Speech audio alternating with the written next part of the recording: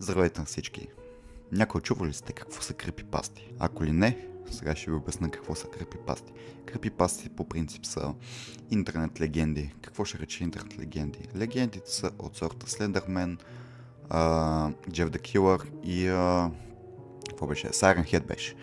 И днес ще проверяваме една от крипипастите, която са прокълнатите файлове. Прокълнатите файлове, какво ще рече прокълнати файлове? Това е просто да гледаш видео или снимка в продължително време и примерно ако изгледаш видеото до края, след няколко дена ще се случи нещо много лошо. Най-малкото мога да умреш, или в другия вариант, докато слежеш по стълбите, защото асансьорът ви е развален, да се пребиете. Някакви... да... Не, аз не съм се пребил, но просто асансьорът ми е развален. И от 9 етаж до долу трябва да се качвам. Не е много яко, но се справям.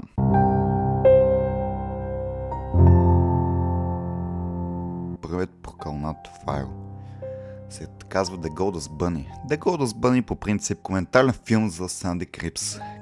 Кой е Санди Крипс? Санди Крипс по принцип е американски актьор, транс актьор с увреждания. Има някакви увреждания с гръмначния стълб. И след неуспешна операция на гръмначния стълб, той изглежда така. Не е много приятно и доколкото си знам, бяха хакнали телевизиите на... Ще ви излъжа май на Бразилия или не си спомням точно. И казва това видео, което ние ще го гледаме. Според някои източници, хората, които са го гледали това, са умирали. Тоест, побърквали се и се застрелвали, примерно някакви тем подобни, наръгвали се. И затова днес ще го гледаме това. Ето го първият прокълнат файл. В момента го виждаме.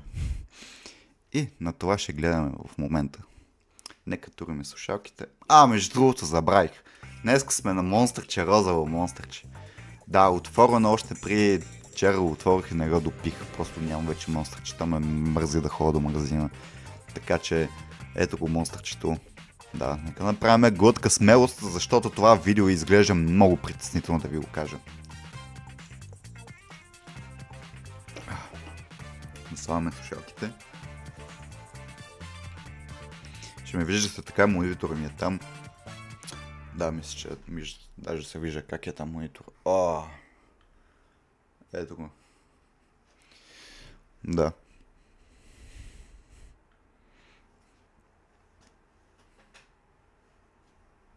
Yeah.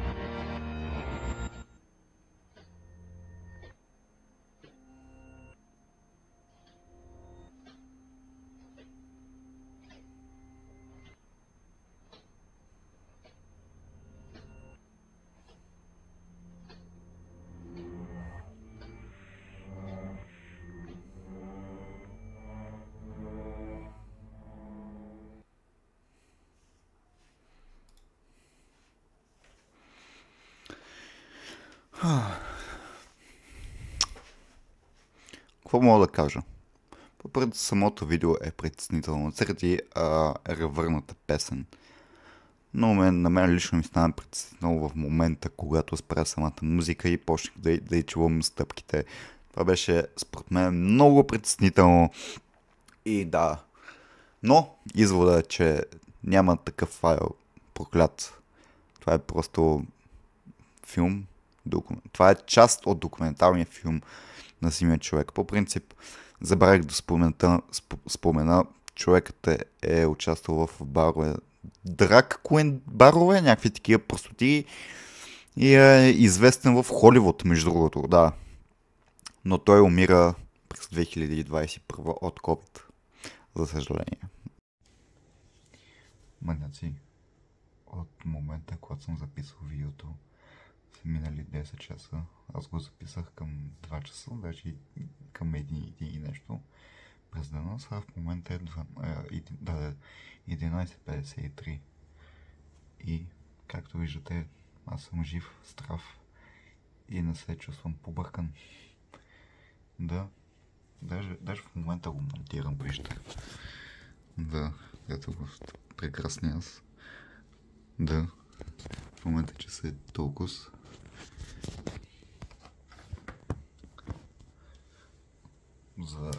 За това е тази поредица. Това почвам тази поредица да ви докажа, че такива неща не съществуват. А това е всичко просто са легенди, колкото да пашат децата и тинейджерите, т.е.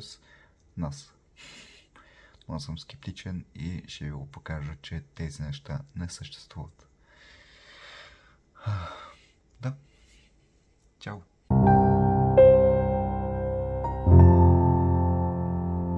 Вторият прекълнат файл се казва Living Room or Dare Nothing. Това е късометражен филм от режисьора Дейв Ейръл. В филмчето виждаме една стая, която една стая, отзади имам прозорец, който от този прозорец гори нещо.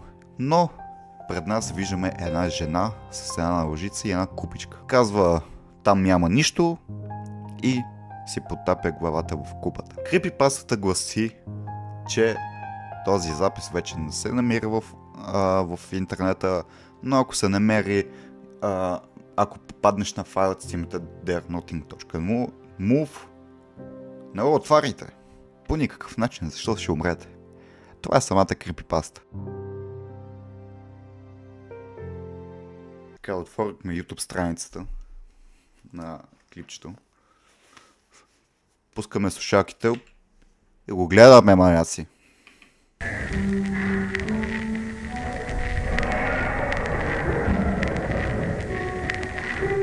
Ние там си ред.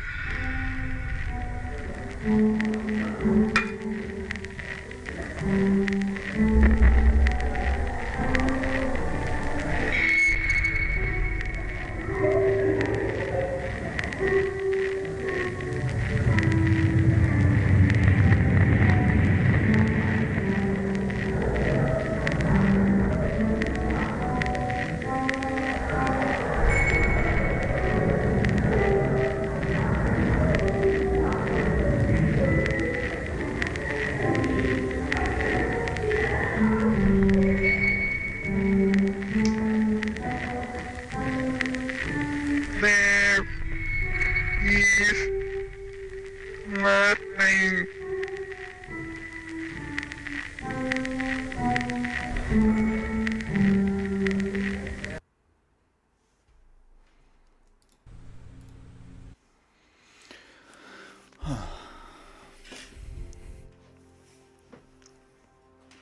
Какво да кажа за видеото? По принцип видеото е много притеснително заради монотонната музичка на пиано. Да.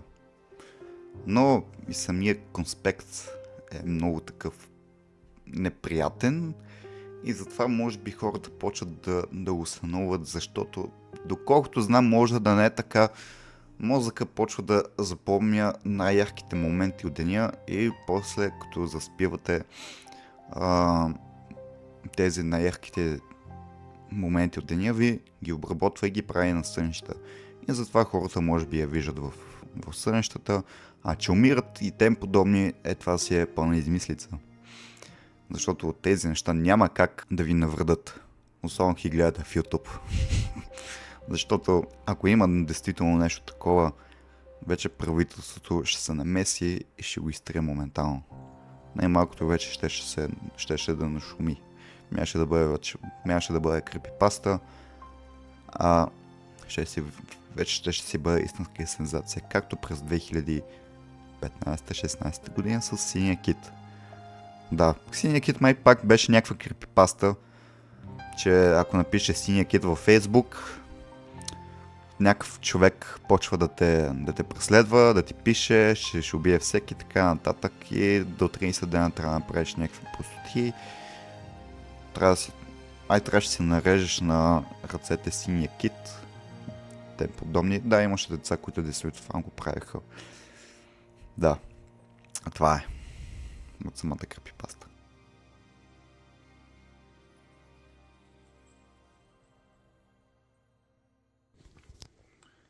Така, аз съм бъдещето аз.